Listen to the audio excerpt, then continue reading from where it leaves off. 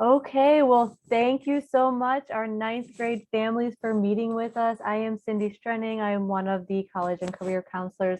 Ms. Rojas is on the Spanish side, so if you do speak Spanish, you can go over there to her presentation, but we wanted to have both, one in English and one in Spanish, to help you understand what your kids are going through right now. The parent institutes are really for you to learn grade wise what they're doing and how what their plan is, right? Like once in 4 years, once they're a senior, there's going to be so much information thrown at you.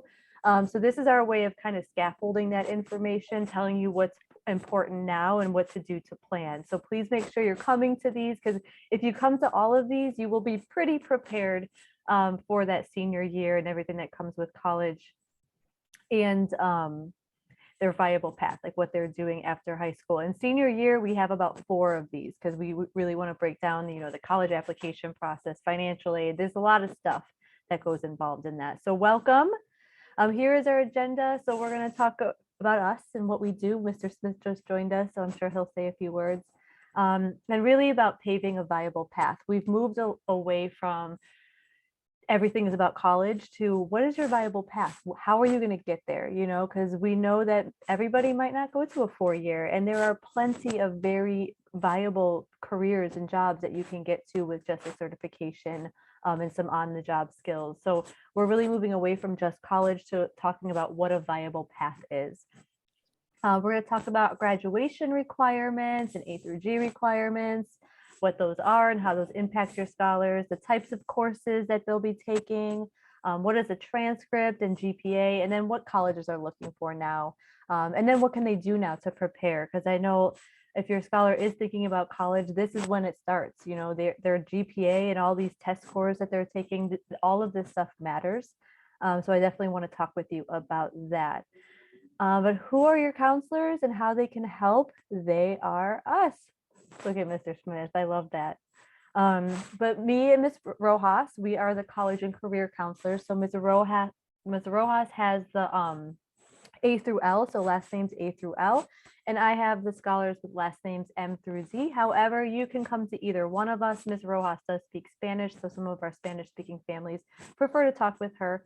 But you can come to either one of us for any academic guidance, family meetings, college advising. If something's going on with your scholar or you don't know where to go, please contact us, because at least we can point you in the correct direction. And then we have Mr. Paul Smith. He is our Director of Wellness. So Mr. Smith, would you like to take it away? Yes. It's good to see everyone. Just thank you guys for taking the time out of your day. I'm a licensed and marriage family therapist, and the support that I provide to any of the scholars and or families here at the school is the individual, the group counseling, and the parent collaborative. We meet on Saturdays at 10, and we just talk about this process from ninth grade through their senior year, just any of the ups and downs, the things that they're going to go through academically, stress, anxiety, just like anything that happens within their life that they know as far as being in high school, just to be able to provide that support. There's references and referrals that I can make outside of the school, which sometimes is a bit more than that I know of that I can do, but I just know like I can't do everything for all 400 and something plus of the kids and or the parents. It's a lot. We provide support for each other within the school, but at the end of the day, it's just trying to get them to that finish line, which is graduation, which we all do. And we've been able to maintain that 100% graduation rate with all of the kids. But it's not without a couple of ups and downs and bounces in the way, but we support each other. And he is lying when he says he doesn't try to touch every 425 scholars and their parents, because he definitely does. But we thank you for what you do, Mr. Smith. He's a big help to all of us. So please take advantage of all the resources he offers. Right. I'm going to take off. So it was good to see everybody. But just as a reference, at the end, there's the email and the numbers. And then Ms. Strenning and Ms. Rojas will be able to guide you guys through. So thanks and have a great evening. Thank you, Mr. Smith. We'll see you tomorrow. So really, I want to start out with how we pave our viable path. So this is your student's future. Like I said, we're moving to what a viable path is, and how we've defined this is a personalized, flexible, and attainable plan for your future in order to be prosperous, happy, and independent. When a student leaves high school, our goal is that they have a diploma in one hand and a map in the other hand. So that's like my action plan. Because a viable path is really just a way to get to where you want to be. And I'll talk a little bit about our advisory lessons that we've gone through a little bit later called Mapping My Future. But we want to take the RIASEC assessment. So we had our scholars take the RIASEC assessment to find out what their interests and preferences are. So you want to take what you love, what employers need. So what is out there that employers need? What do the scholars need? What do they see themselves? Do they see themselves having a house one day, a car, a family, you know? So what do they need, and then what they can get paid for? So we're really kind of making it full circle on all of those aspects to try to figure out what's my viable career and what's the viable path to get there. And that's not always a 4-year college. It could be, you know, a certification program. It could be an apprenticeship. So we really want them to look into all of those things. Because when I grew up, at least, my expectation was, okay, I'm going to go to high school. I'm going to get my college degree, and then I'm going to magically be successful in my career. And we all know that that doesn't work. Some people are lucky and they get a job right out of college and they've gone on that path. But mine kind of looked like the other side. Like, well, I got my 4-year degree, and then I was like, well, what do I do now? And I kind of like scattered all over the place. But that really helped me define where my path was and what I wanted to do. So it's okay if you want to get a certification first, start working for a while. So, you know, like we have scholars that are interested in like being a nurse or a doctor. They could go get their certification to be a CNA, a certified nursing assistant, work, get their feet wet, get their feet in the door, and then start working towards that nursing degree or going into medical school. So it's completely okay to kind of move around, but we just want them to know all of these options and that all paths will look different. I always tell them, you know, keep on going. And if you get an opportunity to turn left, take the chance, go left, because you never know what's at the end of that. I never thought I'd be a high school counselor, but I took that left and here I am. I'm a high school counselor. So moving on, we'll talk a little bit more about viable paths in a little bit, but I wanted to talk about graduation requirements and A through G requirements. So if you don't know what A through G requirements are, they are a sequence of courses that must be taken in high school in order to be even eligible to apply to our California public universities. So like the University of California's and the California State Universities. The courses are pretty standard. It's 15 to 18 courses. And you must earn a C or better in all of your A through G courses in order to be eligible. If you receive a D or an F, you must retake the course. And then I linked the A through G course list here, so you can take a look at all of the A through G courses. But basically, it's 2 years of history, 4 years of English, 3 years of math, but 4 years is highly, highly recommended. 2 years of sciences, but 3 years is recommended. Foreign language, 2 years is required, 3 is recommended. Visual and performing arts is 1 year, and college prep is 1 year. So some courses, like say they have 3 years of visual and performing arts, that 1 year would be counted as a college prep elective. So this is just what the University of California and the CSUs tell the students, that that's the minimum that you need to do in order to even apply to our campuses. So we took that and made our graduation requirements definitely, they surpass the A through G requirements. So these are the requirements that must be taken and passed in order to receive a high school diploma at E3. And as you can see, like on the green, that's our E3 graduation requirements, and the red is the A through G. So as you can see, we surpassed that. It generally takes about 4 years to complete these graduation requirements. However, we do have scholars that apply for early graduation, and they complete in 3. We usually have just a couple a year, depending on your situation and where your scholar sees themselves. I like to stay in 4 because why rush your teenage years to move on to college, because then you're really adulting. So at least getting that time to be a teenager, to be a high school student. So it is really based on your scholar and your family expectations. If your scholar is interested in graduating early, please contact your counselor and we can talk with you about the process and what it looks like and if it's a good fit for them. But as you can see, the E3 graduation requirements, we do require 3 years of history. So we have our world history. That's what they usually take 10th grade. US history is an 11th grade history. And then senior year, they take their US government and econ. We require 4 years of English. We require 3 years of math, but again, we recommend that, that fourth year as well. The two courses that are required for math is a math 1 and a math 2. So that's basically algebra and geometry. We do require 3 years of science. So you have to take a biology. That's what your scholars are taking right now is the biology. And then you have to take a physical science. That's either chemistry or physics. And then they can mix and match. You know, if they really like bio, they can take AP bio, they can take anatomy, marine biology, things like that. But they definitely have to have one bio course and one physical science. And then they have to have 2 years of the same language other than English. So you can't mix and match that. If they take Spanish, they have to take 2 years of that. If they take Mandarin, they have to take 2 years of that. Colleges and E3 also recommends to take at least a third year of language if they'd like to. It just looks better on their college applications. Then they have to take 1 year of that visual and performing arts. So that's like drama, choir, intro to design. We have a screenwriting class. We have a play production. So there's a lot of different possibilities they can take and they just fit that in whenever. Next year, your scholars will be taking that computer science component. This is a special E3 computer science graduation requirement because I believe next year or the year after, that's going to be an A through G requirement as well, is to take a computer science course. So we made this requirement like 2 years ago. So we were definitely ahead of the game in that. So 10th grade is the year that your scholars will be taking that exploring computer science. If they're already into computer science and they kind of know the basics, they can opt to take AP computer science or the intro to Python course for that requirement, but they would just have to see us to let us know that that's what they wanted to do. And we'd have to make sure that they had that background so they're not getting into that class without the background.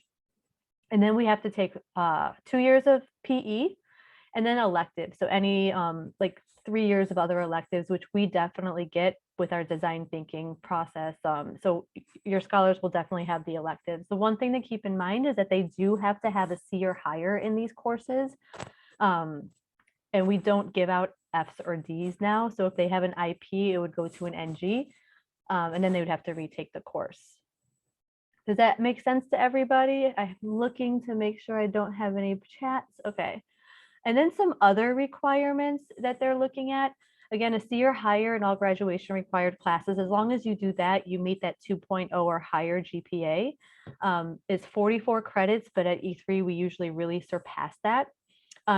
In the past, before the pandemic, the requirement was to take the SAT or the ACT. That has been waived last year and I believe this year. And I don't know if that's going to be taken away altogether just because of all the changes with the SAT requirements. So I'll keep you updated on that. But if we do make that a requirement, we do for sure provide that SAT school day for free for all of your scholars. So they would be able to take it at campus. They wouldn't have to apply for a test on a Saturday. We offer that here on site. And then some other requirements. This is my favorite because it's senior year requirements. They have to complete their workforce development course. So that is their internship. That is when they learn all those job readiness skills. They interview and then they go on their internship 2 days a week. They have to complete their senior design thinking capstone course. So they are preparing for that now. They have design thinking as a freshman. They'll have it 10th grade, 11th grade, and senior year is really the capstone. I was just actually talking to an alumni this morning about design thinking, and he started with it as a 9th grader, and he was like, it was completely different senior year. It was awesome experience because we were actually making prototypes. We were actually competing against other schools at Stanford. So it does kind of lead up to that. So that's that senior year component. They will have to complete a senior presentation of learning. So that is in June before we send our scholars off to the real world. They do their presentation of learning. It's a great day where they talk about, all the ups and downs throughout high school, what they want to do. So they kind of present to the entire school, which is really cool. They also have to submit a 4-year college application and their financial aid application, as well as one scholarship. And we know not everybody is going to go to a 4-year. However, we want them to have that experience of completing that 4-year application, because at least they know they've gone through it. They understand what it takes. So that way, if they do decide to go to college, they know how to apply. So that requirement is in there just for them to go through that experience.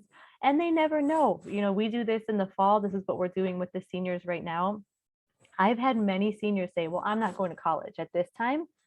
And then May rolls around or June rolls around and they want to go to college because they actually got into the college that they applied to and they just took a chance. So they changed their mind. So that's why we make them do that, just because you never know. You want to keep those doors open, like we always say. So that is our graduation requirements. We will remind your scholars for sure every single year. But now we can talk about the types of courses and why they're important. This is really going to come into play next year, and definitely 11th and 12th grade, because there's 9th grade, they're kind of placed in their courses, but they're going to have a chance to choose their courses. That will happen in the spring. Before that happens, I always include the course catalog in the weekly updates that you get.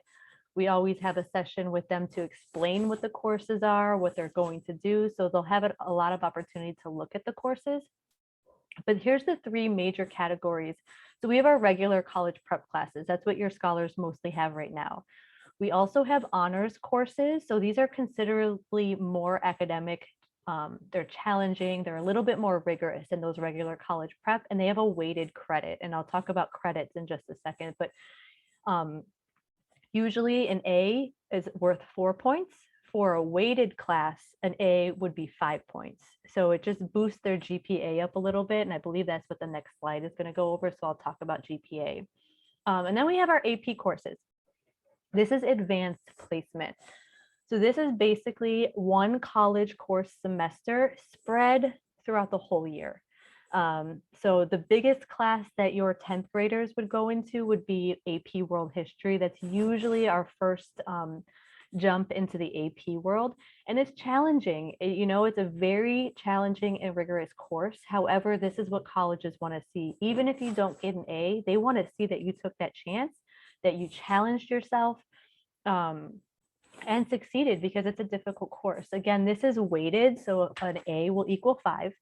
And the thing with this is it's a college course spread out throughout the whole year, but then there's an AP exam in May. So let's say May 5th, everybody sits down for an AP World History exam. So everybody in the country, even in the world, that's taking AP US or World History sits down May 5th and takes this exam. You get a score from 1 to 5. Kids like to say I failed the exam. That you don't fail, you just get a score. Scores of 3 or higher can earn college credit. So you can use that score as a college credit. So let's say for world history and you earned a 3. When you go to college, you report that score and you send those scores over to that college, and that college could use it as maybe an elective or a social studies credit. You never know. It just really depends on that college. And then we have college courses. These are one college course semester in one high school semester. So it's not spread out. It's really condensed, and it is a college course. So this is dual enrollment or dual credit. We actually have courses from City College, and one of our parents out there helps us get our scholars enrolled in those college courses, and they're great. It is a weighted course. The teacher is a college professor, so they are not an E3 professor at all. There are laws on how much information is put back and forth. So sometimes it's on your student to do the work, because I don't always see those grades and I can't follow behind them. The professor can't call the parents. It's kind of like, it's really on them. It's a really independent course. However, passing that course with a C or higher equals college credit. It's not like an AP class where there's an exam in May. They get a C or higher, they get college credit. So we have courses right now from UCSD, San Diego City College, and Point Loma Nazarene. So if you're a scholar, I actually have a senior right now that has courses from all 3 colleges. Once she decides what college she goes to, she's going to have to send all 3 transcripts to get those college courses transferred over. but it's great. It's a great experience. We have a lot of college courses, and your kids can start taking them as early as 10th grade, depending on their ability. You know, for a 10th grader, we usually want to make sure that they know what they're getting into. For 11th and 12th graders is really open, you know, so if your scholars are interested in those AP or college courses, please make them talk to me about it. And then when we're doing our course selection in the spring, have them really take that seriously, because that's how we basically build our schedule. And these are the types of AP courses we have. Like I said, the most popular 10th grade AP World History, or the most popular 10th grade AP course is the AP World History. AP US History, it's 11th grade class. AP Lang is at 11th grade. AP English Lit is a 12th grade. And then everything else can be kind of taken whenever. You know, I have some students that are really into biology, and 10th grade, they really want to take AP Bio, and that's okay. As long as they know what the work is in there, and then they know junior year they have to take a chemistry or physics. So if they want to take an AP course next year, it's definitely open. It's just a lot of work, so they have to be ready for that. And then, like I said, we have 3 college partnerships right now. Excuse me. We have 2 courses offered from UCSD. So this semester is psychology. Next semester is sociology. We have 2 courses from San Diego City. So right now they have a business 120 course, and next semester is a political science course. And then Point Loma Nazarene, actually it's a program that your scholars can apply to the spring of their 10th grade year, because it's only for 11th grade scholars. And this is a really cool program in which they actually, if they get into the program, they leave campus 3 days a week. So Mondays, Wednesdays, Fridays at 1 o'clock, the Point Loma bus comes and picks them up right on the corner, drops them off over at Point Loma for class. They take 2 courses over the course of the entire year. So they take a Bio 101 and a Writing 99. So they get 2 college courses. And then once they're done with their college courses, the bus drops them back off at E3 about 4:30. It's a really cool program. They're super supportive, and they get to take classes at the university, which if you've been to Point Loma, you know how beautiful that is. The views are just great. So I will send a lot of information once that time comes. It usually pops up around spring of their 10th grade year. They start accepting applications for that program. I'm gonna take a quick drink. It's a lot of talking. Some other courses that your scholars are in right now, or maybe next quarter, it's called micro course. This is a 9th grade class, and it's really designed to kind of put them through little mini lessons to prepare them for maybe an elective, maybe to help them with the Google Suite. We do a lot of stuff on Google Suite, so that's that technology piece. So all of these little mini lessons are to give them a glimpse into either an elective or to really help prepare them for what they'll do in high school. So they've got, if your scholar is currently in micro courses, they've gone through learning how to learn. So really learning how to learn and learning how to study. They've gone through the technology. So they're learning the Google Suite, how to manage their calendar, all that kind of stuff. They've gone through career exploration, and they've gone through civic engagement. If your scholar has micro courses starting on Monday, because we're switching quarters after Friday, this is what they'll go through. And then next semester, they'll go through financial literacy, introduction to aviation.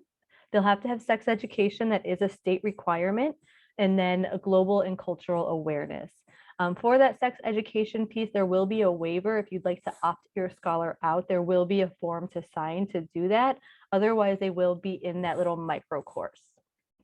Let me check if I have any questions. I don't. If you do, please chat or unmute. Okay, so let's get into the transcripts and GPA. Like I was talking before when I was talking about weighted and unweighted, the GPA is basically just the numerical average value of the accumulated final grades earned in courses over time. So your 9th graders do not have a GPA yet. They haven't earned any final grades. After this semester, or even maybe after this quarter, they'll have a small transcript. So they'll have just their quarter classes. But after this semester, they will start their transcript. They will start their full high school transcript. And each grade is worth a point. So if you get an A, they're worth 4 points. If you get a B, it's worth 3 points. If you get a C, it's worth 2 points. A D, which we don't have, is worth 1. So a D or an NG is worth 0. If you're in a weighted class, such as AP, honors, or college, you get 1 extra point. So basically, you calculate your GPA. So you put all your grades into points, you add those up and divide it by the number of classes, and that will be your GPA. So if you have straight A's and 7 classes, you add up all your 4s, divide it by 7, and you should have a 4.0. So PowerSchool and our transcripts do this automatically, but you can also hand calculate that as well.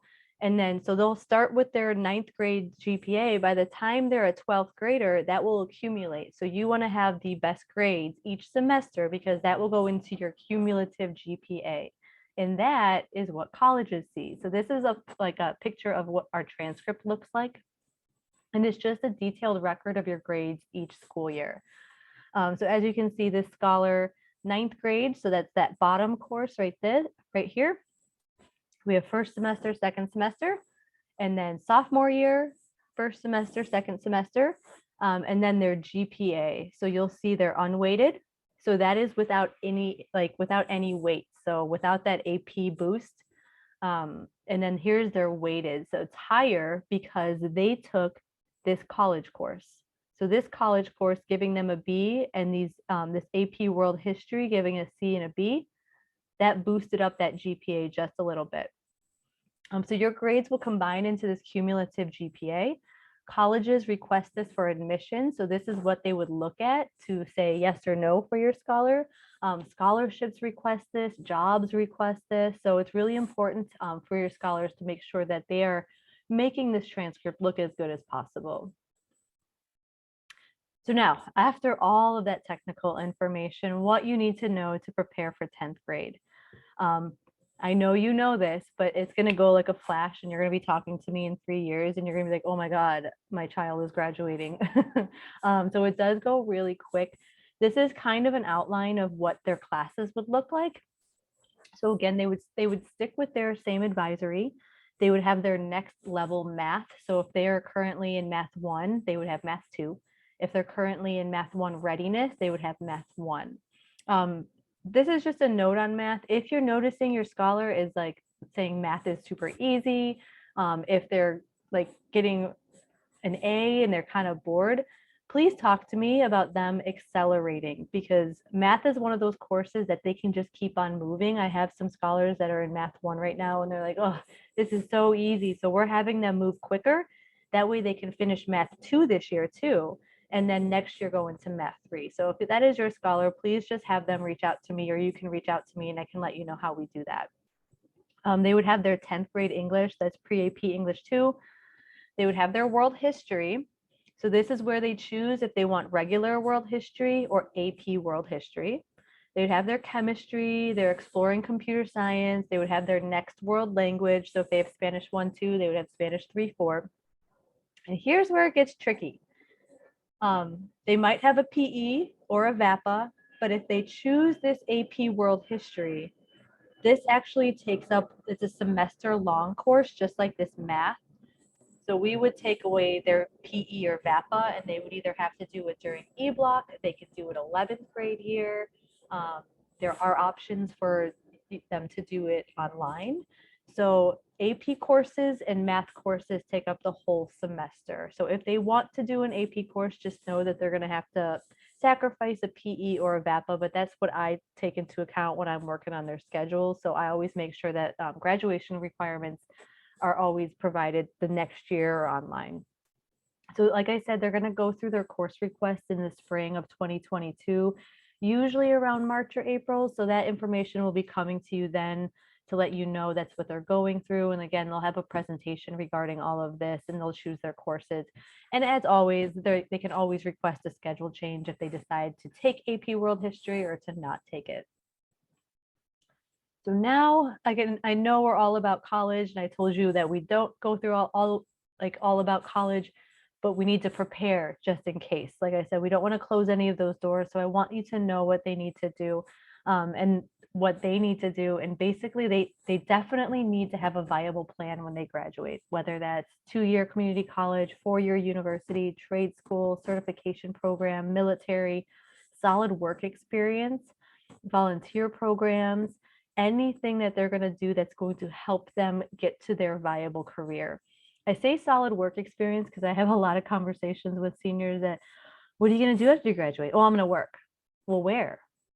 Like, where are you going to work? Because, if you start at McDonald's, how are you going to move up? I did have a girl I went to school with that started at McDonald's, and now she's like high up in the financial department because she always told us, I'm going to stay with McDonald's forever. And we laughed, but she actually did, and she's doing really well. So just making sure that you have a solid work experience. We do have scholars that maybe work with parents and they own their own company. That's solid work experience. You're getting that experience. You might take over that business one day, but we want to make sure that you're getting the certifications, and you must have that plan when you graduate. And how we're doing that is we talk about it a lot, viable. If you ask your scholar now, what's your viable path? They've probably heard that before, because Dr. Ward definitely says it on the advisory check-ins. And we also have a Mapping My Future advisory lesson that we just finished. It was a 6-week presentation designed for scholars to start thinking about their viable career and their viable path. So we really thought about designing my future. What do you see what do I see myself as in 20 years, 10 years, 5 years? And then organizing my interests. So we had our scholars do the RIASEC to find out what they're interested in, where they can go. We looked at labor market information and online career exploration. And we definitely looked at the San Diego labor market to see where the jobs are, because I can get certified as something, but if I can't find a job in that area, that's not going to help me. Then we talked about the education and training. So what are those routes? What are those paths to success? We had our scholars present all of that kind of stuff to each other, so that way they learn from each other. And we were talking about essential skills for the workplace next. So they are getting these lessons. Some take it more serious than others, but we're trying to get them to really hone in on what they want to do in the future, because it goes like that. And then going for what colleges are looking for. Every college is different. Every college looks for different things. Most of them will look at that GPA. So they want to see that transcript. They want to see what courses your scholar has taken and that they took challenging courses. Some colleges are taking test scores. This part is a little bit different now. A lot of colleges are going test blind, where they're not looking at them at all. Some of them are going test optional, where they could submit them. So that one's kind of like up in the air about test scores. The biggest thing is that GPA and taking challenging courses. Some colleges look at recommendation letters. So having a good relationship with a counselor or a teacher or a mentor is good. So that way, when they get to become a senior, they can ask us for a letter of recommendation. Some colleges require essays. For example, the UCs, they require 4 insight questions. So there's 4 small essays, because they're looking at all of this stuff that I have on the screen right now. They're looking at everything besides test scores. CSUs, like San Diego State, they are really just looking at GPA. They don't want recommendation letters. They're not looking at essays. They don't even have them put that extracurricular stuff on the application. They're really looking at GPA and how they fare against everybody else. So some schools have essays, some don't. A lot of schools do look at extracurricular activities. So having your scholars start getting involved now, either at school, in your church, in your community, and having that sustained. So not just getting involved your senior year because you have college applications, but what have you done for 4 years? What have you taken leadership opportunities? Like if you're involved in the BSU or Latinx, maybe junior year you run for office. Maybe senior year you run for office.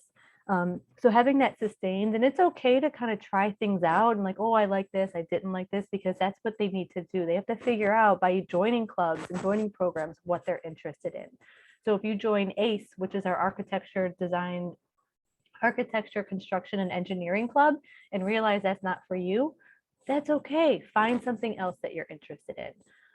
They like to see volunteer service again, not just one-offs, but sustained volunteer service and internships, which we also provide senior year. So college is kind of, this is all roundabout. Every single college is different. So definitely have your scholars start looking now. So what they can do now is the main thing is maintaining good grades and keeping their GPA up. By not keeping their GPA up, they're closing doors, like UCSD, SDSU, they're very competitive to get into. I don't want to lie to you. If they have a 3.0, it's maybe. There's tons of other schools that they can get into, but if their dream is UCSD, they definitely need to keep that GPA up. But if they don't, if your family goes through something, if they don't have that GPA, there are plenty of schools. San Diego City College is amazing for our students to start over.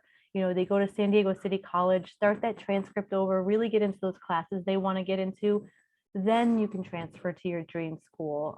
And actually transferring, it's easier to get into those schools than trying to get in as a freshman. So either way, there's paths for everybody, but if their dream is to go to UCLA as a freshman, they got to keep those grades up. So doing homework, studying every night, taking advantage of office hours, voice and choice study halls, all that kind of stuff. Take the PSAT. It depends on where we go for testing. It's not bad to take that, but if we start going away from testing, then that would kind of go off this list. They can, if they're planning on doing that, is do their Khan Academy PSAT and SAT prep. We recommend 30 minutes a day and completing practice tests regularly. It's not bad to do anyway, just to prepare them for any kind of tests. One thing they definitely can do is getting involved into those extracurricular activities, taking leadership positions, as I mentioned before, volunteering, getting that stuff on their resume, and have them write it down. You don't know how many seniors I talked to about this. Well, I don't remember what I did ninth grade. Like, have them start a list or a resume now of what they did, the approximate dates, and maybe a little summary. So that way they remember once they're sitting down with those college applications. And here's a huge one that our scholars don't usually like to start right away because they're like, I just got into high school.